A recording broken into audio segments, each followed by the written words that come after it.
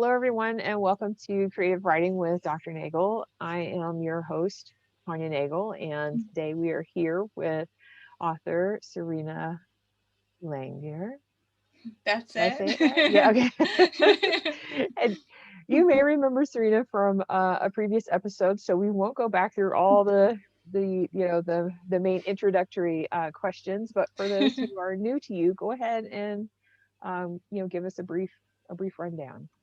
All right. Hello. Well, first of all, it's nice and light here. So if the lighting is a bit weird, it's because it's very dark outside and I've just got the overhead light on.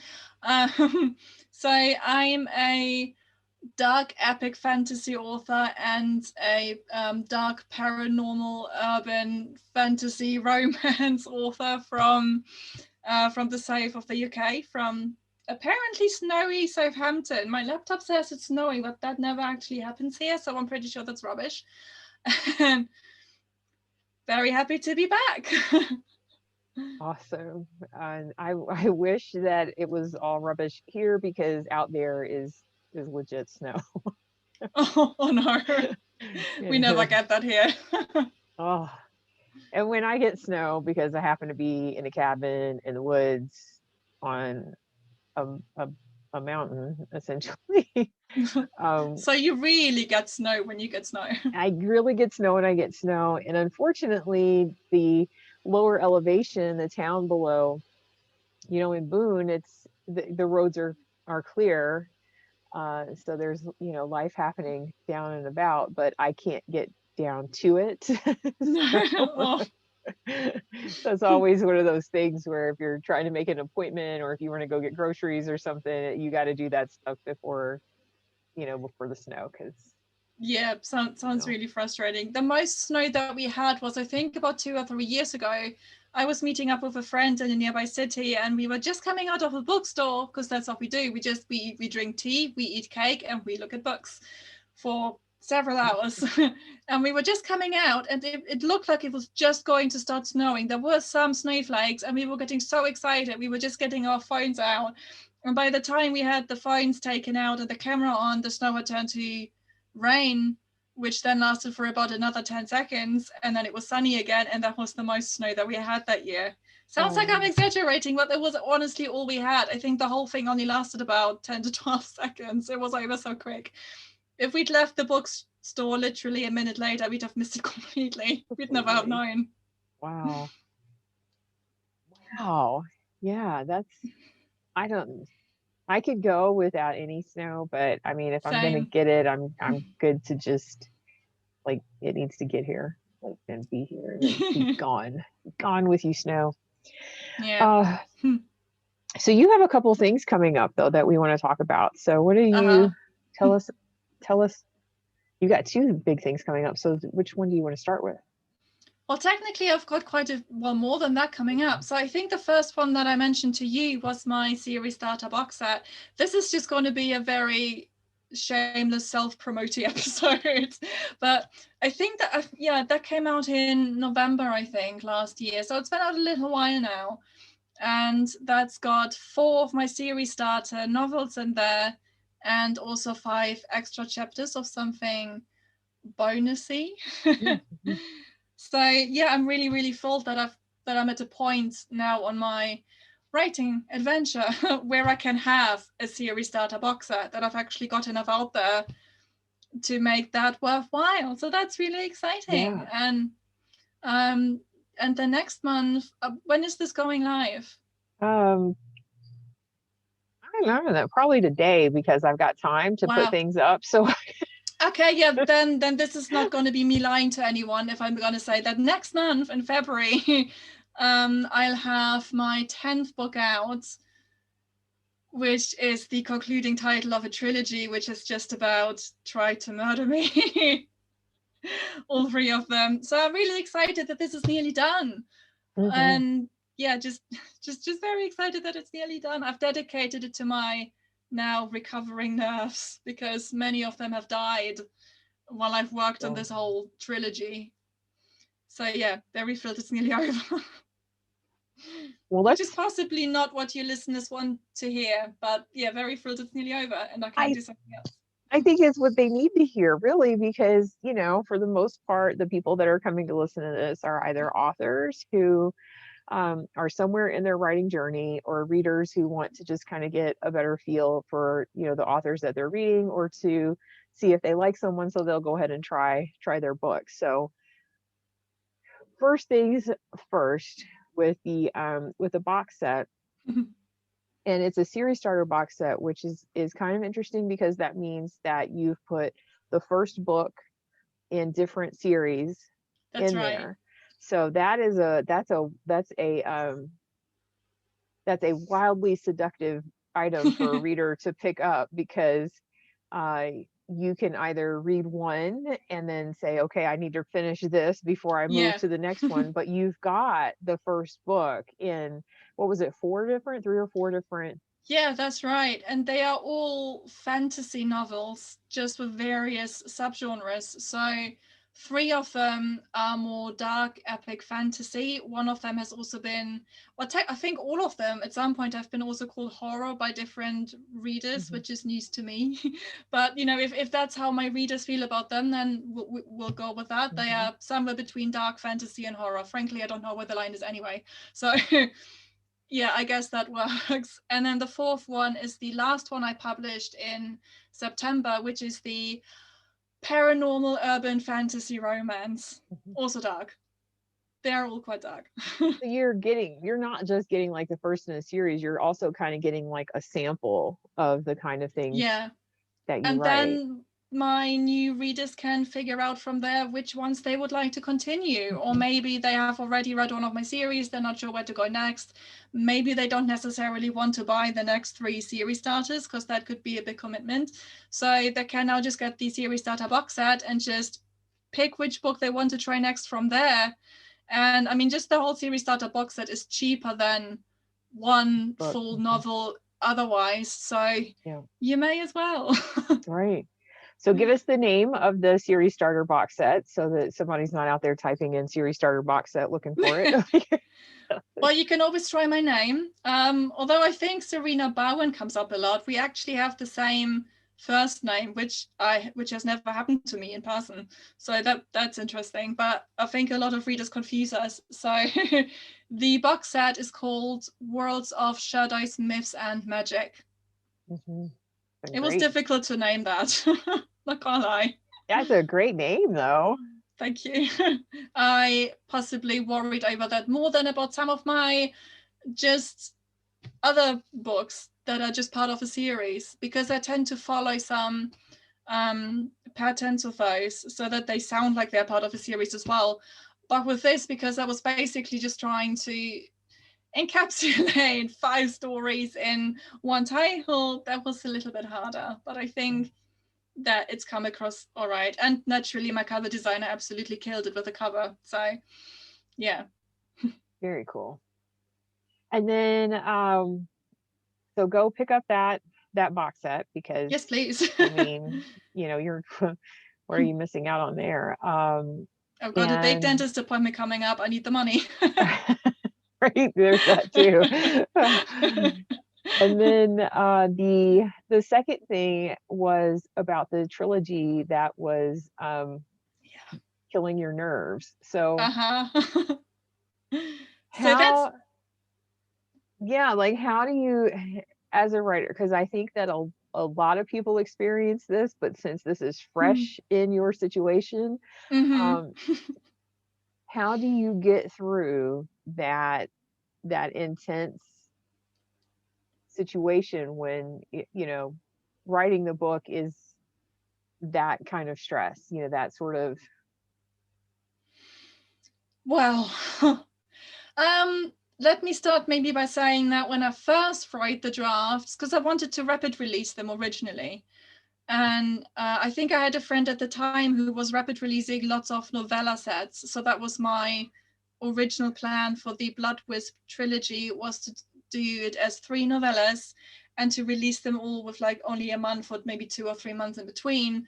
And I sent the original trilogy, all novellas at the time, to my beta readers, and they all said very correctly, Sarina, this is not 3 books. This is just 1 book, and for some reason you've just split it up into 3. What? So yeah, that was a very fair point. So I then had the very fun task of combining all 3 novellas into one cohesive novel, which didn't have 3 beginnings, middles, and end, but just the one. And long story very short, I made a spreadsheet of every single chapter in all 3 novellas, and then I went over it, and I decided what could stay, what had to move, what I needed to cut, where I needed to add chapters, and basically everything moved or got cut or got added. The only thing that stayed exactly where it was for the first book was the epilogue of what used to be novella 3, what is now book 1, Blood Wisp, which is also in the series starter box set, by the way. But yeah, I mean, that alone ate so many of my nerves because it wasn't easy to do that. And obviously, you have it on the spreadsheet, which makes it look really easy.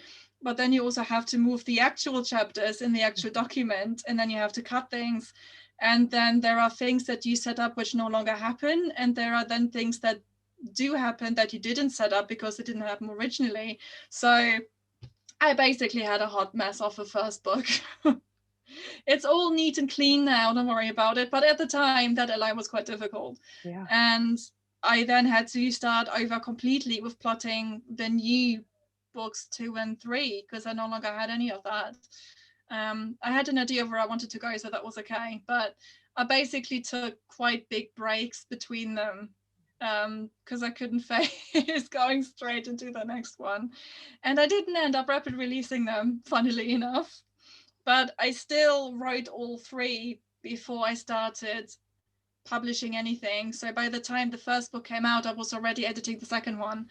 And by the time the second one came out, the third one was resting, and I could eventually go into that when I felt awake enough. But if you ask any of my beta readers or critique partners or my editor, they will tell you how much I ended up whining at them, just saying, is this terrible? Help me. And yeah, they all said it wasn't as bad as I thought. It never is it? Right. But yeah, I basically got through that by just taking a lot of breaks and writing different things, which also didn't help, ironically, by the way, because I ended up writing A Dream of Death and Magic, which is the first book in the urban paranormal fantasy romance dark thing. That'll be a decology, so there'll be 10 of those. But the voice, that this is the book that really showed me what my voice is. And it feels, to me anyway, it feels quite different. It feels even more sarcastic and snarky and just effortless. It just kind of fell out of me. So then to go from there back to this hardest ever trilogy and have a completely different feel to that was also really difficult. So yeah, the plan was that it would help, and it actually made it worse. I love it. Not, not only because it didn't happen to me, but because you get to, because nobody wants to deal with that pain. But I did a podcast episode on my own show just with myself as basically a cautionary tale, just saying this is what it was like, don't do it. don't do it. Well, but I think that that is the craft though, right? Like that Yeah. is and we've all had, and if you haven't had, you will have that book or that series. Fortunately, when I had that book, it was just that book. I didn't Mm. I didn't take it anywhere else. I had no commitments to other people about it or anything else. It was just a nightmare. Um, I feel it. but when you have that, yeah, like all of the advice would be to, well, just try writing something else for a while. Like get out of your head. And then, but like you said, if you get someplace where everything just starts to flow and it starts to feel Mm. so easy and so natural to tell the story, and then you have to go back and those characters are like, yeah, nothing's changed here. you know, Yeah. that realm is like, we are just as difficult waiting right here for you to come back to us as we Yeah. were when you left. So glad you had your little vacation over here with that story. Welcome back to work. Yes, it was exactly like that. And I mean, don't get me wrong, working on A Dream of Death and Magic was lovely because it was so easy. The whole thing just fell out of me. I still can't believe how quickly I think I did the first big edit on that, which normally takes me a month, 2 months or so. I did it in, I think, 10 days.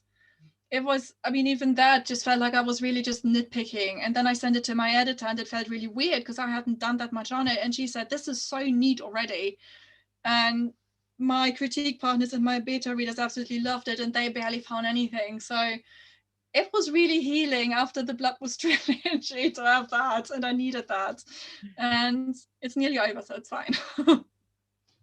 Yeah, but I think that that's it, right? Is that every book you write, people kind of feel like, oh, you write, so it's not that big of a deal, or it's really hard, or it's really this, or it's really that. But it seems to me anyway that every book I write, even if it's in the same series, I have a different relationship with that book, with those Yeah. characters. Because the characters are real to me, whether I like them or I Yes. don't. Um, and you can't love all your characters because you need, you know what I mean? Like you need characters that you have to hate, but you need them in there. um Yes. you need people that in real life you'd want to punch in the face, and you'd want to you still got to put them in the book because Yeah. otherwise everything just sounds the same. um and there is something to be said for that, right? Like there is comfort in some authors that pretty much write, the same story with different characters, um over and over and over again, because there's comfort in that. You know exactly what you're going to get. And I feel like, with my writing, I feel like with your writing, that you have an overarching element of what you're going to get.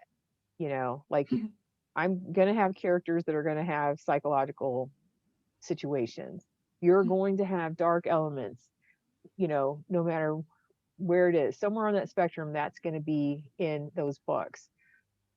But it could be it could be very different. The journey, the Yeah. whole, the other arching themes and things that are going on in there could be different for each book. And The main characters in the trilogy and in the decology are, I mean, I think all characters tend to be in sort of self-discovery journeys anyway, because that's character development for you. Um, but they both deal with some pretty dark things, but dark in their own ways for each character, because it has to Mhm. be personal. And they are both on this big journey of self-growth, which is really lovely. And it sounds like they're basically going to be the same person, but their stories are so wildly different. Mhm. And the settings were so absolutely different. So uh, the Bloodlust trilogy is set in, like, if you've read any of the Relics of Arzak books, then it's set in the same world in one of the countries, but you can also read it separately to that trilogy, so that's fine. But that's a world that I made up, and Mhm. all the rules in there I made up because it's all epic fantasy. But then in From A Dream of Death and Magic, that's basically set in an equivalent of where I live. So I know the area and I could really go into those details because I could go to the places. Yeah. And I've just changed the names of things basically, because that's urban fantasy. So in there we also have, mobile phones and the internet. Mhm. So the setting was very different. I forgot where I was going to go with this, but because this week I finally sent the third book in this trilogy. I've sent Bloodbite to my formatter, and it's so nearly done now. But honestly, everything that could have gone wrong with the series went wrong at one point or another. I broke up with my previous cover designer because it wasn't working out. And a different cover designer ended up jumping on part way through the series, and then I said, just start the whole thing over, just do your own thing, because I didn't want him to feel limited by what the last guy had started. And honestly, the new covers are stunning, and there is zero regret. Mhm. And then I switched editor as well, because the last editor wasn't really working out anymore, and there were just so many nightmares and headaches with this. Yeah, it's nearly done. I don't know if you get my relief at all from this, but I'm really glad it's Yeah. nearly So I feel like a book 4 isn't going to happen. done. No. Oh, but I have signed up with an anthology for later this year, not one of yours, different thing. And that's an epic fantasy set. So I'm thinking I might do like a prequel story for that. But You're a glutton for punishment. This is well, this one would be set so far in the past that it wouldn't even feel like the same world. At least that's what I'm telling myself right now. we'll see. And it wouldn't have any of the same characters, not really. And the country might even have a different name. So it won't feel like it's back in that same setting. So I may eat my words when I start writing it, but the plan is that it'll feel completely different, and because of that, it'll be easy, and I won't hate it. Yeah. So to be continued on Maybe, I on don't, on the maybe. on the series of torture to be continued. Yes, I mean, I've plotted this short story slash novella. I haven't started writing it yet, so don't get too hyped just in case. Just in case it goes the Yes, way of the to be written folder. yeah. Oh, yeah, that's great. And so, okay, so tell me, because you mentioned that, the fantasy world that you've created is, your creation. And I think that in a lot of ways, anyone who's writing, paranormal, urban fantasy, like any of those sorts of things, even if you're basing it on, like you had mentioned, your town, someplace you can physically go, you have to upscale that into a different, sort of realm. But when you start, because that's me, if I create a place, I feel like it has taken so much planning Yeah, that I can't just do that for one book. It's all of a sudden, it's like, exactly. what else can I put in that world? What Well, else can I put in that area? this is Because partially why I ended up writing the Bloodwurst trilogy, because I had this whole world created for the Relics of Arzek trilogy, which starts with Rise of the Sparrows, which is perma-free and also included in the series starter box set. But um, yeah, so they only really went to a few of those places in their trilogy, and I just thought it was such a big shame because there were countries that I had created specifically for it that we've barely even seen because it just wasn't relevant. And that's how Bloodwurst came about. I basically thought, what would be the worst possible character to put into the setting, or like the most unnatural character for that setting? And then I wrote that. Mhm, And it's kind of ended up becoming a story about that world's first vampire who doesn't know what's happening. mhm, And it's also a story about self-discovery and self-acceptance and embracing your inner darkness, aka your shadow. And it's been really fun. mhm. She says while having a slight nervous breakdown. it's been, it's been awesome. I've only It's had to been so start great. therapy. Yes. Yeah, I had funny story. I had a hair appointment last week or 2 weeks ago, and my hairdresser kept going over my head and just going like, "Wow, you really have a lot of gray hair coming through." And I thought, this is why. This series is the reason. It has literally aged me. This is these children. Because Uh, I can't. I think this is what I can't even is for. Just yeah. yeah, that series can't even anymore. I love it, and I'm sure somebody out there like needs this because they are in the middle of that, right? I They're feel your pain. I experiencing it really too. do. And now like you're just going to come out the other side of it, and you might not have the same hair color. That's what happened to me. Like I am legit a natural redhead, but this was after my doctorate. It's Right. It I looks great. it and everyone's like, do you color it? And I was like, no, I paid a lot of money for this hair color. But I did Yeah, not color it. It's I'm just getting this mine school. dyed again next week. So I started this trilogy being my natural blonde, slowly going grey, and then I went green, and now I'm going a sort of turquoisey blue next week. So Nice. this series is I've had a different hair color basically for every book. For the series. Well, that's a great way to celebrate. Some people celebrate with shoes, you celebrate with hair color. Yeah, and it's my birthday in a couple of weeks as well. So I thought with both of these things being sort of within a month of each other, what better way to celebrate than to overpay on a new hair color? Right.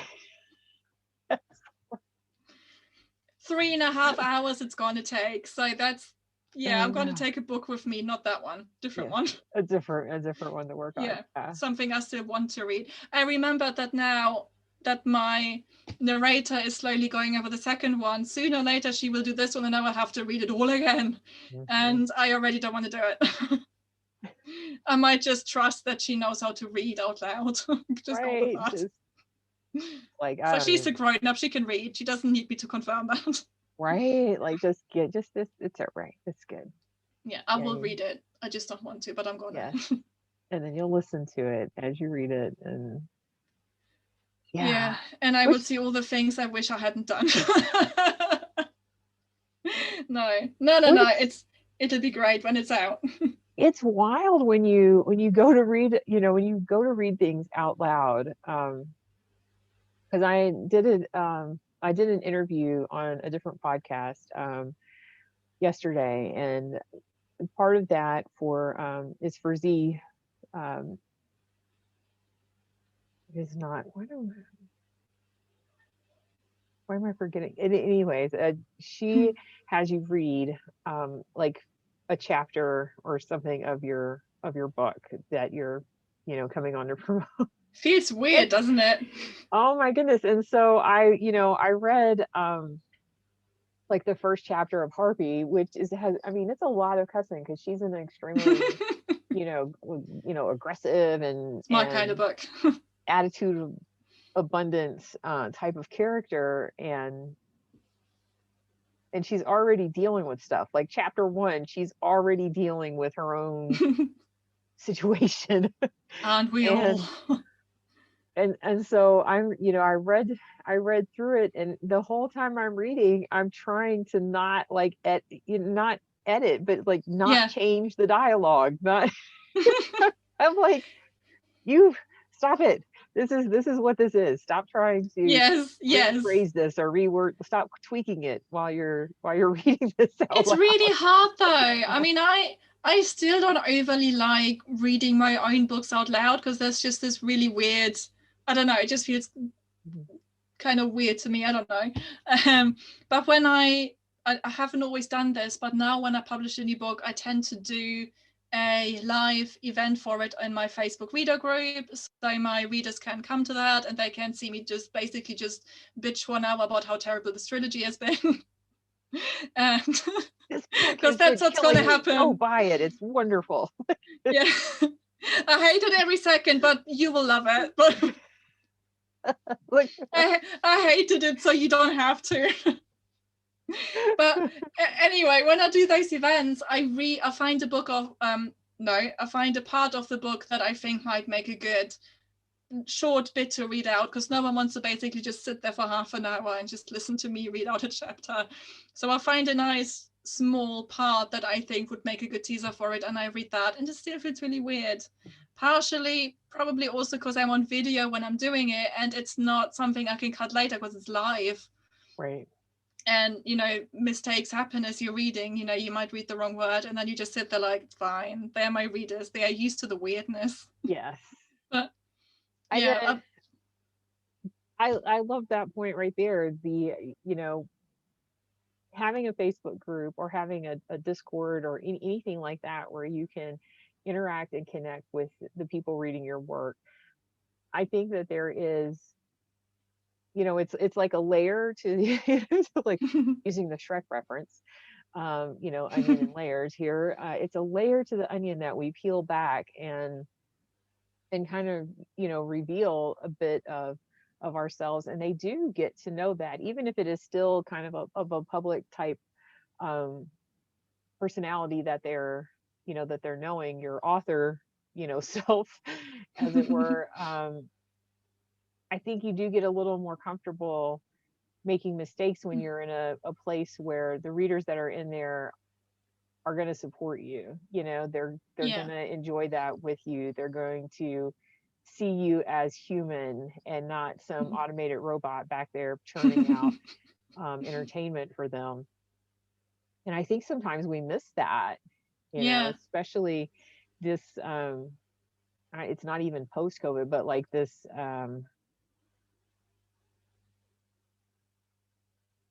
pandemic mentality of everyone being, very physically disconnected. It reminds me of like Ray Bradbury's, Fahrenheit, I need to read 451, and that. like the machine, like all the everything is like digital and everyone connects digitally, with stuff. And so you're not really getting the person to person type interactions Yeah, that we that's used one to get. thing that I really love about social media. Because when I was growing up, authors were names on paperbacks.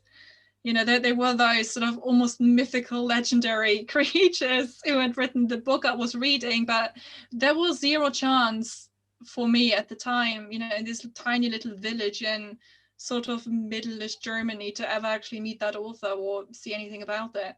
So social media is great for that, because you are right there. You can be on Twitter and your readers can just find you and talk to you, or you can do this really neat release day live event on Facebook, and then you just can see you and they can hear you read the book, and they can see how much pain you are over this trilogy that has taken so much life from you. That's a So hypnotized. yeah. They know. I do. I think that it's a really important thing, because I feel sometimes that when people are out there and they still feel kind of disconnected from the person who's creating the work, right? My husband and I just had this conversation the other night. He read this book, and I guess he was not happy with it through like Oh. 90% of it, but it was redeemed like at the end. At the end, he was like, "Well, this last section here was great." And he's like, "Well, should I?" He's like, "I'm afraid to leave the review because I don't want it to hurt that author." And I think that he has that perspective because of me. Wow, right? Like, because um and I was like, I'm like, well, you don't have to leave a public review. You could still, send something to that author about, the character inconsistencies, if or something like that. I would hope that my characters grow, but if I give them growth without any explanation, um and somebody saw that or felt that, like, I would want to know that, because then I would be more conscious of it, as I wrote. Like, sure, it's going to sting, it's going to hurt, but it's also going to make me think. It And also then, depends on the reader perception, though. I mean, I always yes. have a mixture of critique partners and beta readers, but I've noticed that. Well, okay, so I like to use a lot of subtlety when I write. So generally, everything in there is explained somewhere, and everything leads up to something, and all the Mhm. foreshadowing is there for a reason. And especially now in the book I've just started editing, which is the second book in the decology, there are a lot of things already in the first chapter that you will not notice until you reread it. And just generally throughout, I have a lot of that subtlety where you think, is this something? And I have some of my beta readers who will read it and go, I've noticed this. I see what you're doing. But I Mhm. have other beta readers who go, why did this just happen? You didn't set this. I was like, yes, I did. Look over there. I Uh-huh. did. I promise you I did. So, you know, It Mhm. with reviews like that, you can't really be sure if maybe there really is a good point and maybe really something that you missed. Or maybe it is already in there and it just completely went over that reader's head, which isn't on you. Right. Because subtlety is a great thing. I love subtlety in books. I feel Yeah. really clever when I notice it. And I completely agree, I completely agree with that. But it's like you never know if you're hitting or missing if they don't, tell you. And I know that with my beta readers, occasionally it's nice to pull someone that doesn't know you, because they are Yeah. less likely to worry about your feelings. it's, Yes. it's like we want these people who care about our feelings enough to be gentle with some things, and then we want these people who could give a less about how we're going to take it, and just throw Yes. it out there, and then it's up to us to sort through it. And that's always, like, whenever I've taught creative writing classes, that's always the thing, right? Is get all the feedback and then sort through for what's valuable. um Yeah. including from the instructor, right? Because depending on where that instructor is, what their background is, what their life is, what, what's their experience, they may or may not get it. So if you're using things that are current or happening for a younger generation and you've got someone who's not keeping up with that, they may not know.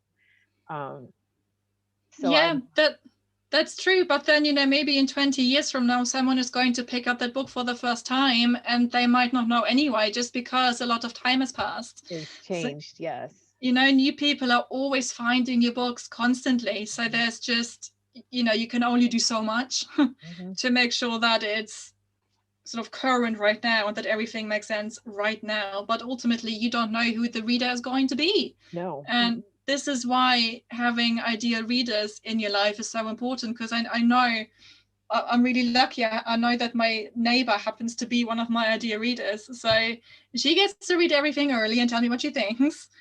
And, if I get some maybe really bad feedback from a beta reader who I don't really know yet, I can say to her, hey, they've pointed this out. What did you think about this? Like, do you think this is relevant? Do you think I should change this? And then she can go, oh, yeah, no, actually, now that you said it was confusing, or she might say, no, actually, I think it works because you also did that first. And then I can go, oh, yeah, she's right. It does work. It's the other one who's wrong. Right. but but it's difficult, especially with beta readers who you don't know yet. It's that double-edged sword of going, yeah, this is great because they aren't so worried about my feelings because they don't know me. But on the other hand, if they hate everything, is it because it's bad? Or maybe it's just that my writing isn't Nothing. for this person. You don't know. Yeah. So yeah, always have some beta readers you already know and who you can trust, because otherwise it might get really confusing. Yes. And that's the life of being a writer, right? Yes. Like right there in a nutshell is like, you know, all of the different people that you need in your camp, um, in that writing team of things. And a lot of those people get paid with thank yous and occasional coffees and Yes. and It's swag and hard. things like that. Um, It's a really big learning curve. I mean, now next month I'm publishing my 10th book, but I've only started publishing in 2016. That's how my debut novel came out. So it's not been quite 7 years, and this will be my 10th book before the 7th year has really started. So it's been a really big, steep learning curve in that time. I'd like to think that I'm doing a lot better now than I was with my first book, when I didn't know what I was doing with anything and when I didn't know what beta readers were. The horror. And yeah, I'd like to think that it's come a really long way and that my 10th book is going to read a lot smoother than the first one did, because there's a lot of learning that's gone into it, and my approach now is completely different. very interesting. Yeah. And so let's talk a little bit about your podcast, too, because it's another wonderful resource out there for writers. And if you are a writer and you're listening to this, there is no such thing as too many podcasts, because No. we all have, different perspectives. I always feel like it's a professional development opportunity. The Yeah. more time you can listen and learn from other people, the less time you're going to have to um, deal with all of that by yourself, figuring it out on your own, and you're already going to have a whole lot of that anyway. Yes, So and this is reduce really it. great timing, because I think it's tomorrow that the episode that we did together is going to be Oh, out. So this is great timing. yeah. So Sarina does like really professional stuff, like timing things and scheduling it. She's not like fly by seat of her pants, no editing, which is what you got over here. Because I'm like, I just I don't have it in me. I love doing this because I love the connection. I feel like it's helpful. The listeners seem to love it, though they don't ever, tell me. I just see the downloads. Um, so I don't know somebody's out there listening to it, but they're not connecting with me. Um, and I really wish they would. So if you're out there and you're listening to this or you're watching it on the YouTube and there are things that you would like please connect. And it's same with you and yours, right? It's like, if you're a listener of this and you're finding some benefit, are there some things that you would like to know? Like, connect. I mean, Yeah, we can make it happen. I mean, if yeah. I have had requests for my podcast, and I've always tried to cover all of that. Mhm. We're now on season 2. Season 1 was kind of 75 episodes long.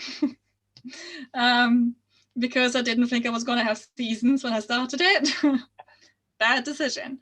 But, it's just another learning process. So, yeah, some of those requested episodes may be in season 3, but I always try to make those things happen because ultimately the podcast isn't there for me. It's there for the listeners, it's there for the readers, not the readers, it's there for the writers. So if there's anything you want to know, then please let me know. Get in touch. And All our links are in the show notes. tell them what your yes, and the links will be in the show notes, and but also like tell them what your podcast is so they can. Yeah, so it's called the Writing Sparrow podcast.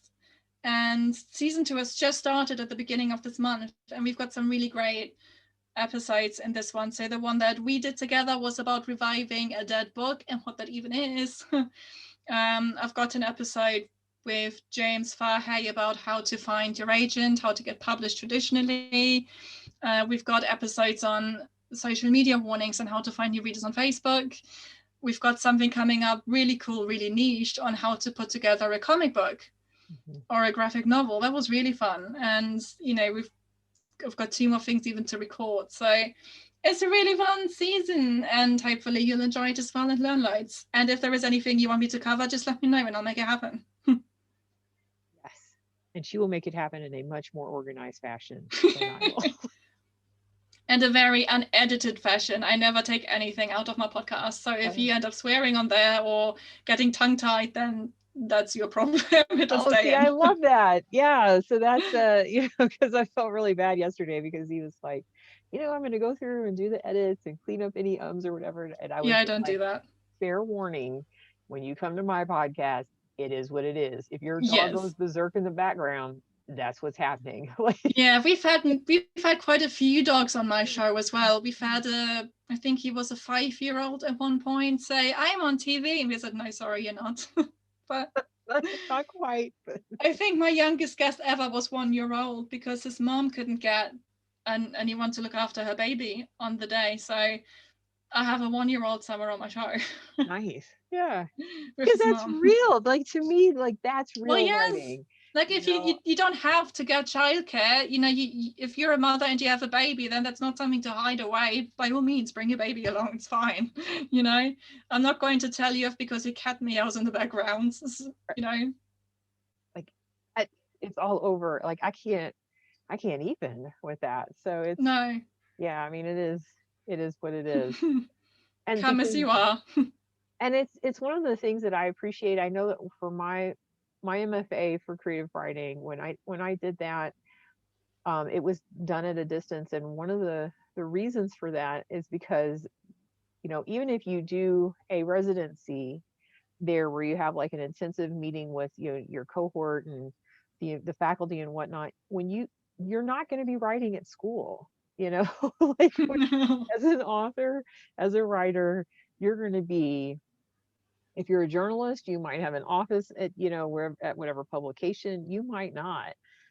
You are going to have to deal with your life as it is set up in order to make that writing happen. And so that was their Yeah. main argument for having that program at a distance, or because you I could even imagine, could you imagine just going off to school for an entire semester and focusing on writing?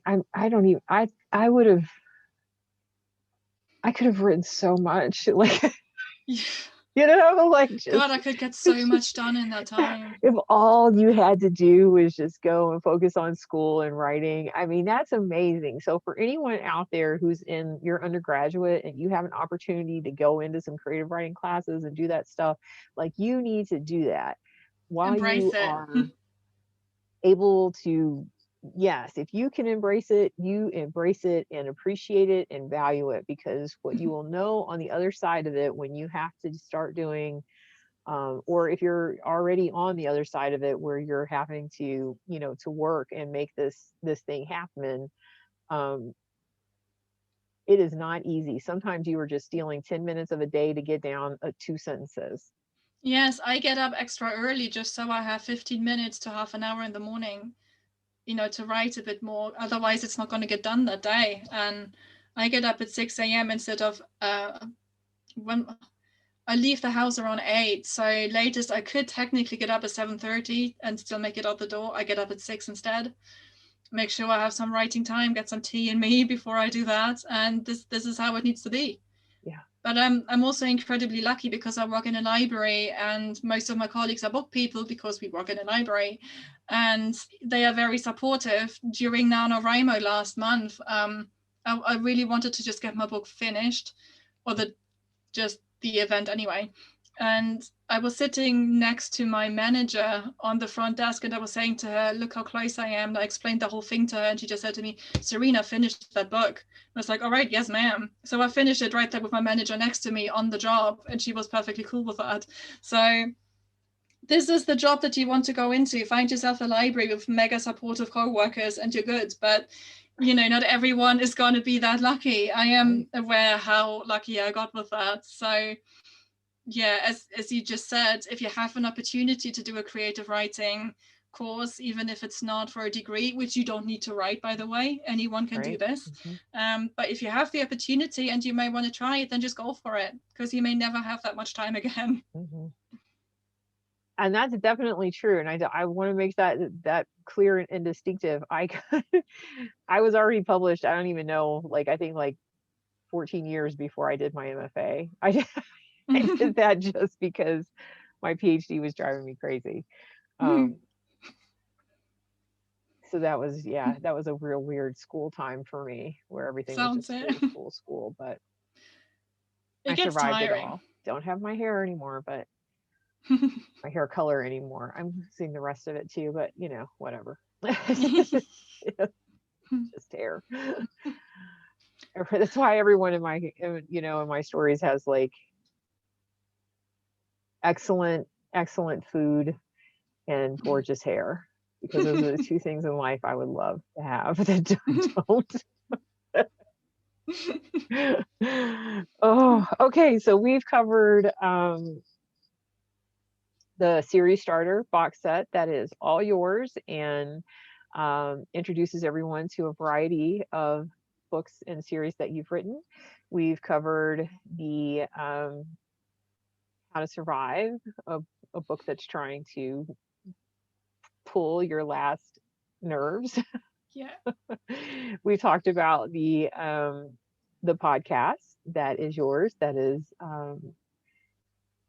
available with lots of seasons already and moving into season 2. And what else is there to cover? Did we miss anything that's happening? No, I think that's it. And I think I'm gonna have to leave you actually, because it's getting late and I'm hungry and I haven't eaten yet. Oh yeah, so see, yes, food. So we are on to letting you go get some food, and I will get back to work, probably loading this up since I have a moment after. And we will see you next time. Come back and visit us and we'll talk some more about some new things, especially if you end up doing that that prequel. We want to know. We want follow up on that. Well, we're kind of on a cliffhanger I've got right it all now. plotted. I've got it plotted. I have it outlined. So hopefully I won't be too tired. Like as soon as I start writing it, if I don't have a mental breakdown the second I start writing it, we're probably good. But yeah, the easiest place. Schedule for that. Yeah. This is why tea was invented. Yeah, if you did want to stay up to date with that, it's probably easiest to just follow me in my reader group, to be honest, because they get everything quite early, or otherwise my newsletter. But honestly, the reader group is probably the chillest place for that. So okay. So you're going to send me those links and I will attach them to this episode. And yeah, we'll see you next time. Thank you so much for having me again. Always a lot of fun. So this has been another episode of Creative Writing with Dr. Nagel. I have no idea who's going to be next in the lineup for because I don't have them scheduled that way. So we'll see you then. Thanks. Bye.